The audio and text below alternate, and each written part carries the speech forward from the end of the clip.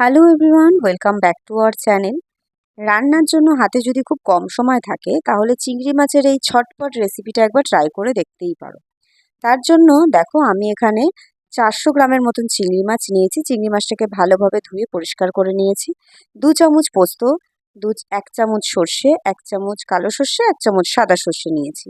আর নিয়েছি 1 কাপ নারকেল কোড়া, half cup টক দই, কাঁচা লঙ্কা, আর নুন, চিনি, হলুদ।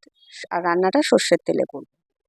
এরপরে সাদা সর্ষে, কালো সর্ষে আর পোস্তটাকে একটু লঙ্কা আর নারকেল কোড়া কিছুটা আর কিছুটা টক দই, নুন, চিনি সব দিয়ে একটু পেস্ট করে নেব, মিহি পেস্ট করে নেব, যাতে যখন মশলাটা হবে দানা দানা কিছু যেন মুখে না লাগে।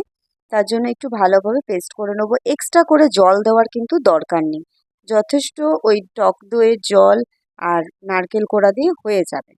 এরপরে একটা মিক্সিং বোলে মাছগুলোকে নিয়ে তার মধ্যে সামান্য হলুদ আর ওই পেস্টটা আমি দিয়ে দেব। পেস্টটা দিয়ে ওপর থেকে সর্ষের তেল দিয়ে ভালোভাবে মেখে নেবে।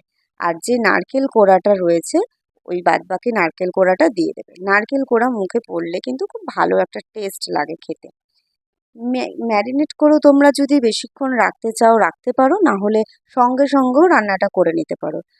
10 থেকে 15 মিনিটের মধ্যে পুরো রান্নার প্রসেসটা কিন্তু হয়ে যায়। একটা স্টিলের টিফিন বক্স আমি নিয়ে নিয়েছি।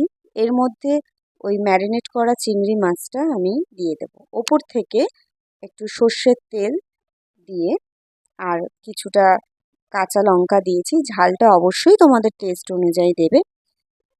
একটা কড়াই বসিয়ে নিয়েছি, তাতে খুব বেশি জল না, কারণ চিংড়ি মাছ হতে কিন্তু বেশিক্ষণ টাইম লাগে না, তাই অল্প জল দিয়ে আমি ওইটা হতে দিয়েছি। জলটা শুকিয়ে গেলে একটু ঠান্ডা হয়ে নামিয়ে নিলেই ব্যাস রেডি চিংড়ি।